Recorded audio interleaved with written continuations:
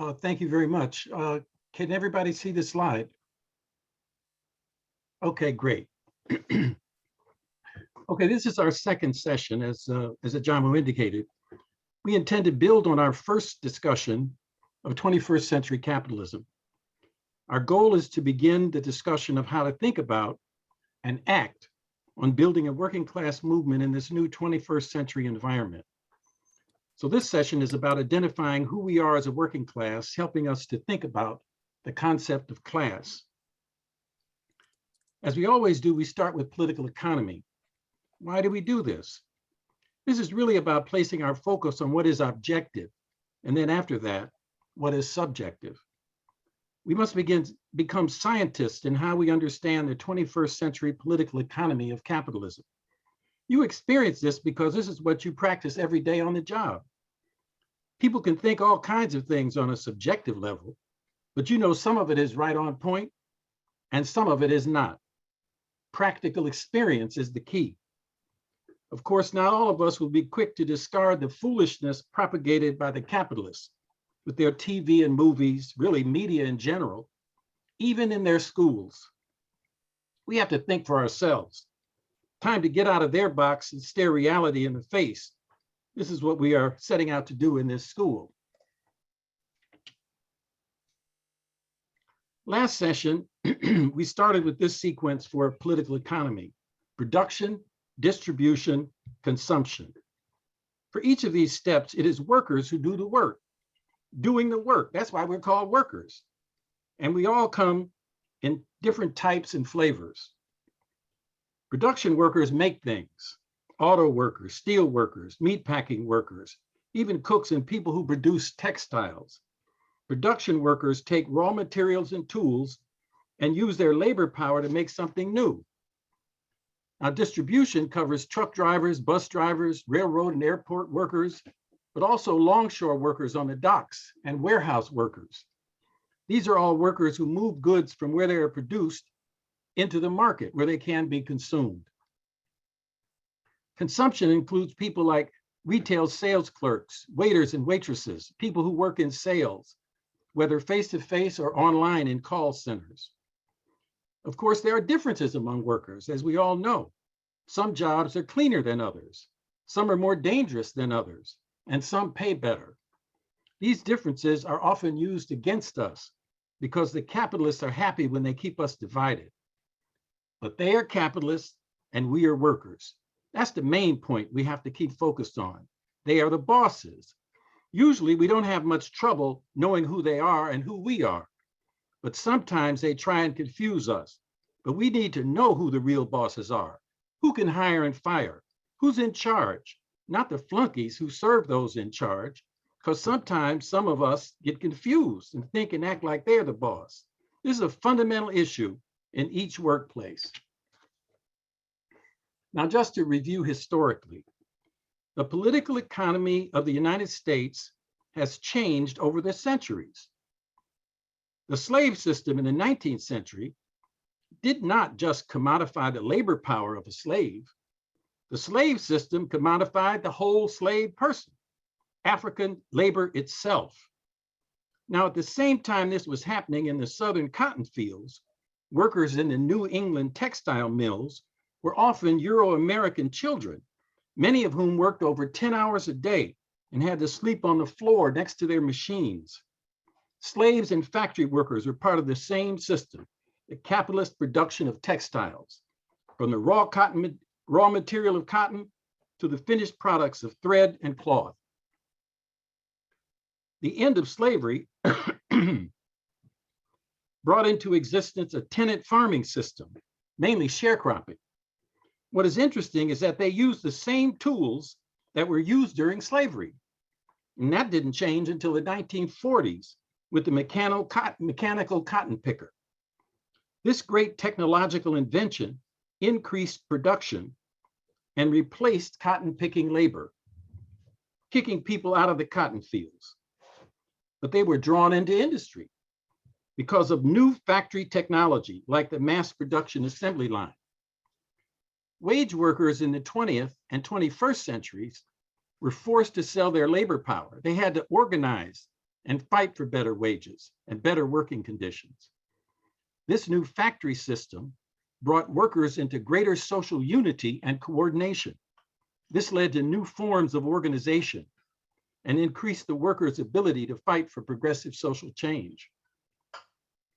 But the capitalist learned from our success and now is using these new technologies, computers and robots, to try and break our social unity, to try and force us into relative isolation where we don't work with each other, forcing us to work with robots and digital tools.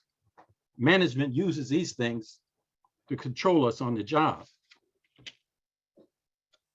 So we come to an interesting question, sort of a key element in the battle of ideas we face. What is a social class? Which one are we in? Or specific for our focus, what is the working class? Well, the first thing we need to clarify is that the capitalists have a different point of view than we have. They mainly use income. This tells you how much stuff people are able to buy from them. This map gives us some good information. The higher incomes are concentrated in big cities, especially on the Northeast coast, New York, Boston, Philadelphia, Washington, D.C., metro areas. Low incomes are concentrated in the South. Based on the official poverty rate, the South is the poorest region with over 14% of the population below the poverty line.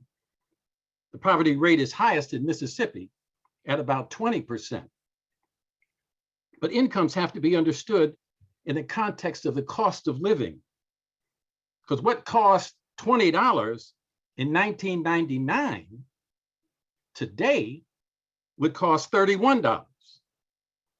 This is the basis for the demand to have a cost of living wage increase. If wages stay the same, we get poorer because prices go up.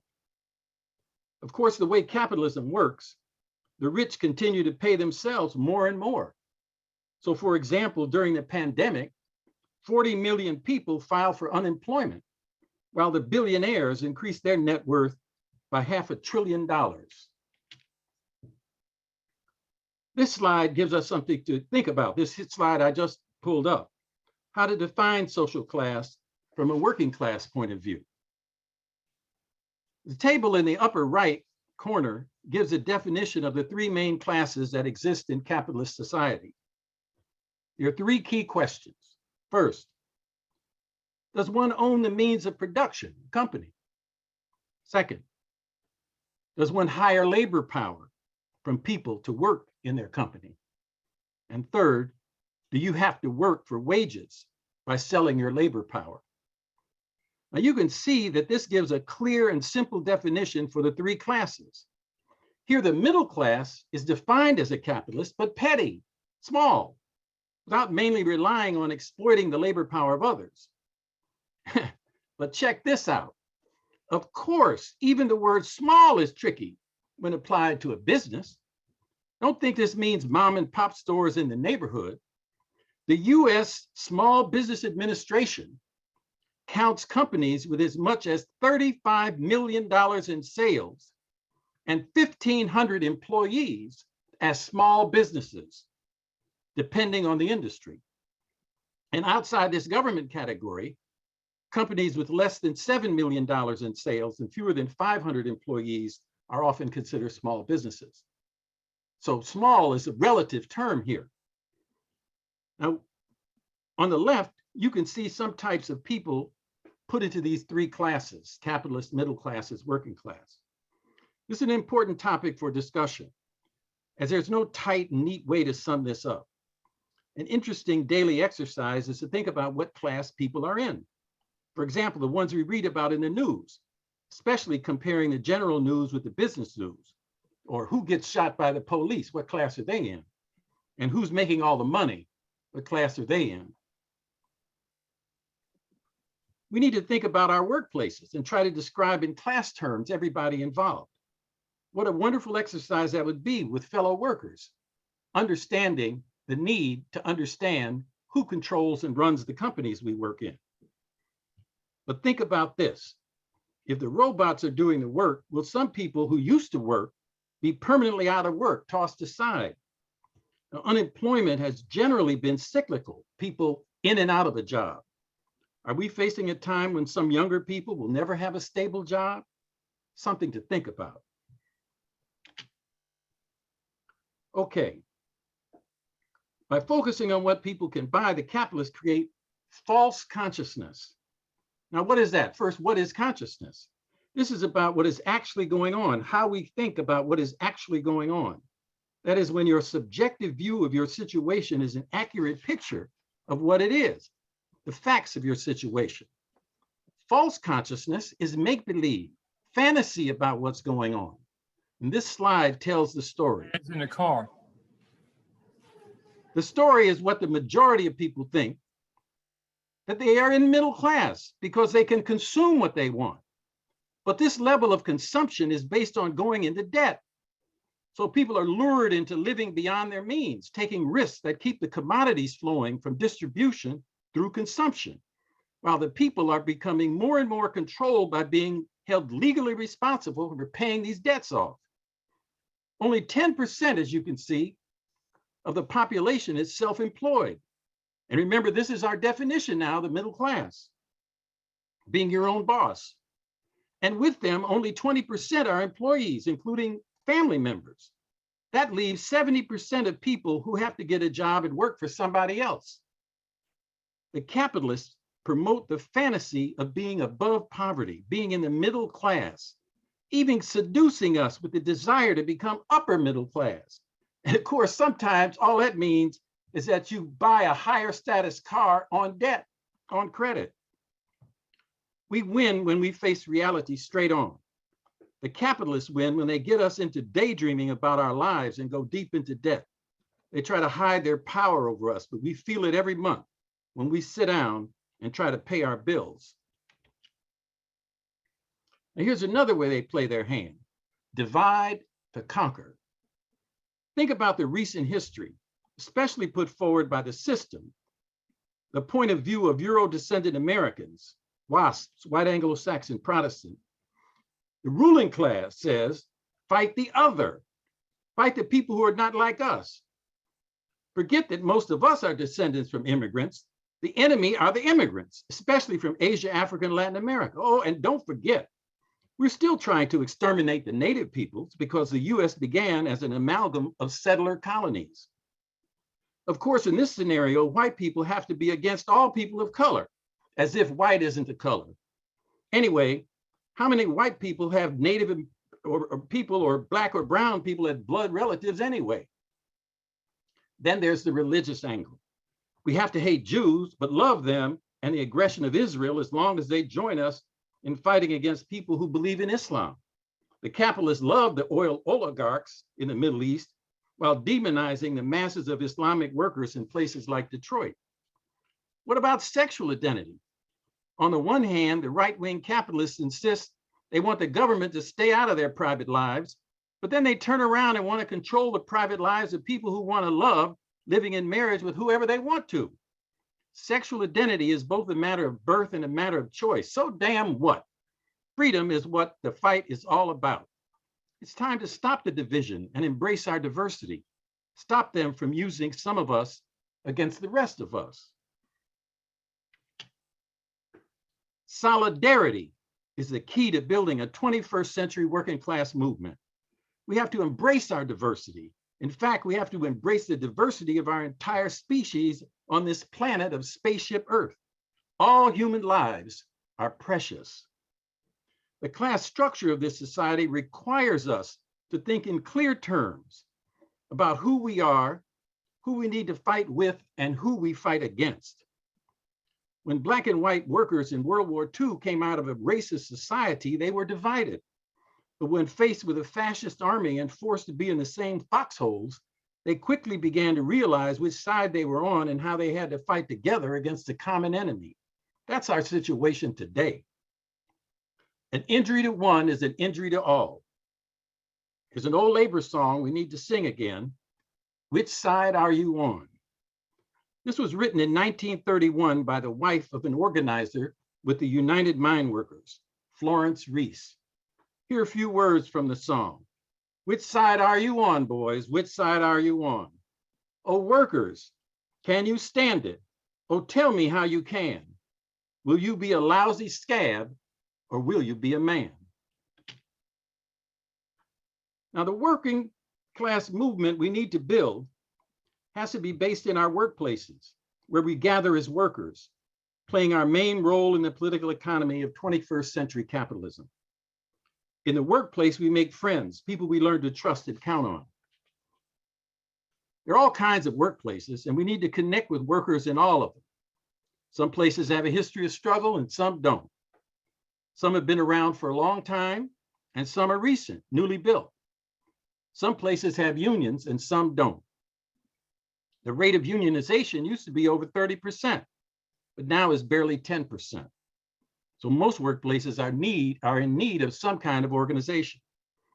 The task is to start by having a discussion in a circle of trust, people who want to hear what each other think about, the common experience they're having in the same workplace. Of course, this then can get expanded to people who are working in the same city and other places. Our movement is based on small groups being linked together. Our goal is to build collective unity so we can engage in collective action. What we are proposing is righteous. We only want our fair share, our rights respected, and our humanity not violated as we work. And we'll be hearing more about this in a practical sense. And we need to do more than this. We have to base our organizing efforts in the workplace, but extend our responsibility to the communities in which we live. Indeed, we have a responsibility, a responsible role to play in the entire society. Remember, we are the majority, and what we think and do matters. The flip side of this is that the very capitalists who tower over us in the workplace are the same ones who run the politics, the social organizations that govern society. We fight them when we fight on the job. And then in our communities, we fight them over clean water, a safe and clean environment, an end to police violence, and for fair and democratic elections. The capitalists run the society how they want to. They do what serves them the best. If you want to find a place that is environmentally unsafe, you don't go to where the capitalists live, you go where the workers live. Is this an accident? I don't think so. Neither do you. The same holds for schools. We get the short end of the deal on all fronts all the time. Every labor organization, including all the trade unions, have to become social justice organizations. This is our society, and we have a responsibility to step up and represent the values of justice. We have to stop the capitalists from redefining justice as their two words, just us. It's also time to be self-critical. The capitalist wants us to think they're the smartest ones, or the ones they put on TV are the smart ones. This is a bunch of crap. We know more about the workplace than they do. It's where we are every day. When they want to know about the situation, they have to do a survey and come and ask us. So we have to raise the level of our game. We have to train up for the class struggle, just like an athlete has to train for the competition they face. The first thing we have to increase is our literacy. This means each one of us has to start doing more reading and writing. This is the only way to train our minds, to get a better grasp of language and logic. Now, I don't mean we have to be more like them or read and quote their books. No, we have to be better representatives of our class in our own language and with a logic that advances our interests. This means we have to learn how to quote each other.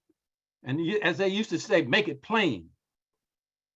We do it when we're religious. There are books to read and study, including the Bible and the Quran. We have to apply this same discipline to building a workers' movement. One kind of study is for salvation.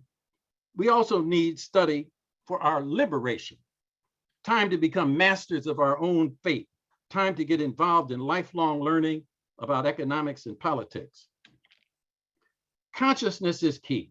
How we think, how we perceive the world, and what we make of what is going down. Now take this slide here.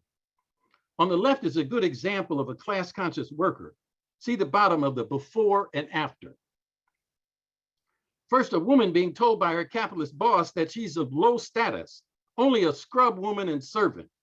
The boss thinks this will subordinate her to a weak position and rob her of the ego strength needed to fight back. But what happens? The worker doesn't deny her occupation, she adds a but I am organized. She's conscious of who she is and organized, and that creates working class power. That puts her in the driver's seat, not her boss. How can this graphic of before and after apply to you and your coworkers? We can all be like her. Consciousness involves literacy. It involves being able to talk effectively, to influence and win people over to a working class point of view. Also, organization is key. First, in creating a collective, and of course, like most things, this will start out small in any given workplace. People are willing to study and prepare themselves for the struggle. Based on knowledge about the workplace, the community, and the broader political situation, consciousness, and democratic discussion in which all voices are heard and respected, a consensus can be developed. Everyone speaks. Silence is not acceptable. Just like in production, a division of labor is needed to get things done. The key roles are chairperson to lead a meeting, a recorder to take notes of all decisions made and assignments accepted, and a treasurer to manage the money. Remember that freedom ain't free. And this isn't rocket science. This is how every PTA operates, how the church is organized, how the block club functions. We all learn this. Every member of the collective should practice to learn how each of these roles can be played. Each person can learn how to run a meeting. Each person can learn how to take notes, produce minutes of a meeting. And as always, we have to pay attention to diversity and promote the leadership of women, Black and brown people, and of course, younger comrades. Okay, we have to become class conscious, and that means we have to train. Now we can prepare to swing into action and mobilize. This is when risk-taking requires courage and commitment. We mobilize when we're ready, when we have organized class-conscious workers ready to move. This is nothing new, and you will not be the only ones doing it. Sometimes it makes sense to fight over something small and obvious. It might be better toilet facilities or better PPE. We have a good chance of winning these early struggles, and it helps to build optimism and a winning attitude. The struggle is not a dash, but a long distance run. We also have this global slogan: fight, fail, fight again, fail again, and then fight on to victory. Brothers and sisters, we can do this. We can win. It's our time. We have to also remember another slogan: a single spark can start a prairie fire. One small battle can jumpstart what we need. The mighty sit-in movement against segregation was started by 4 people in Greensboro, North Carolina. Little things we can do really matter. I'm just about to end. We need to think about fighting back on the very terms that they exploit us. They want to lengthen the working day. Maybe we need to fight to make it shorter. In fact, make it shorter for the same or even more pay. If we don't have a good job and livable income, then we become a danger to everybody, including ourselves. The so-called underground economy is a site of violence and danger. Selling drugs or getting high, that doesn't help us escape pain, only adds to it. Our only path forward is building working class power to confront capitalism. We know that every worker needs a job or a livable wage. This is true for Black and brown people, it's true for women, it's true for every person. Every worker needs this. This is especially true for women. A serious working class movement has to bring women forward into the ranks of the movement, especially the movement leadership. But more than this, we have to fight against the patriarchy they face, the idea that men are superior. This is promoted by the capitalists. Time for this to become a key part of our struggle, combating gender discrimination and patriarchy in all aspects of life. We are the Southern Workers Assembly. Our fight is wherever workers are in the South. We are an organization for a fighting workers movement. Our school is about helping you to organize where you are, to unite with others, to build the fight.